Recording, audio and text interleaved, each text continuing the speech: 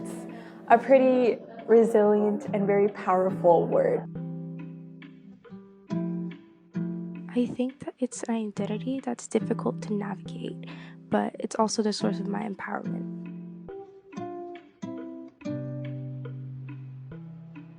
I think that in every aspect of my life, I'm reminded that my womanhood is one of my biggest assets.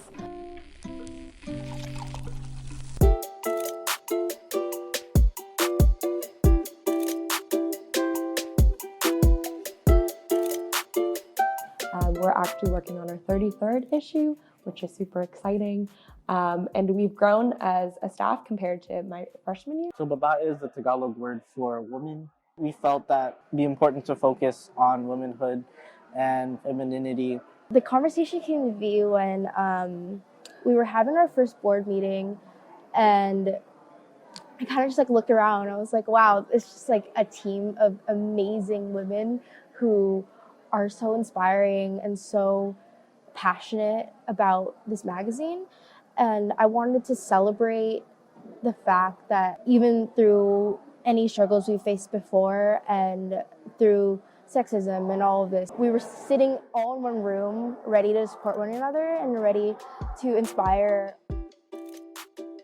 And I think, especially within the Filipino culture, there's always been a tradition of just very machismo, patriarchal hierarchies, and so women are constantly, especially in the motherland, fighting for the centering of their narratives. So one thing I really think Aganda tackles on for this year for women and female identifying is creating a platform for female voices or female identifying voices.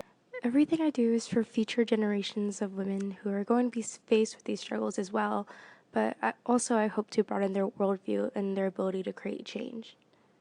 This org has an amazing legacy of writers, Barbara Jane Reyes, just even past writers that have left the space, and we can't let this legacy die. Aganda's mission is to uplift voices, and not only in the Filipinx community here at Cal, but to basically anyone. We invite outside artists. We have this thing called call for submissions, and we generally let that out to the public.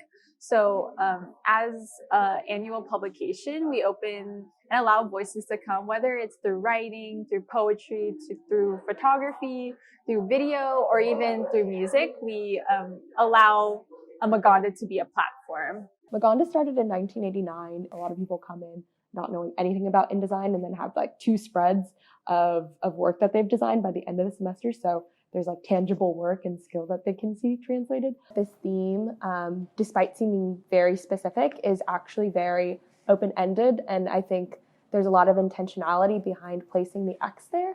We wanted to explore the infinite possibilities of being a woman. I myself am not female identifying, but by being a part of that space I gain a lot of insight, and from sharing all these different perspectives and different voices. Yeah, I've just been surrounded by powerful female figures, and I guess I naturally gravitate towards maternal figures. We are so open-minded and so ready to accept anyone who's willing to speak or willing to help the community in any way. Coming into Berkeley as a freshman, I was the shyest person ever. I didn't define myself as a writer or as a poet. And our first open mic, that's one of the typical events that we usually do. The first open mic, Maddie, who is the editor-in-chief, along with Sophia, she pushed me to perform one of the pieces I wrote in high school. I wasn't really even proud of it. I was just like, oh, I wrote this. I guess I could perform it. I've never done that before. And she really encouraged me to, even though I was really nervous about it. My journey as a writer has definitely started from there. I feel like no matter where I go as a writer or as a poet, I know that Aganda is where I started.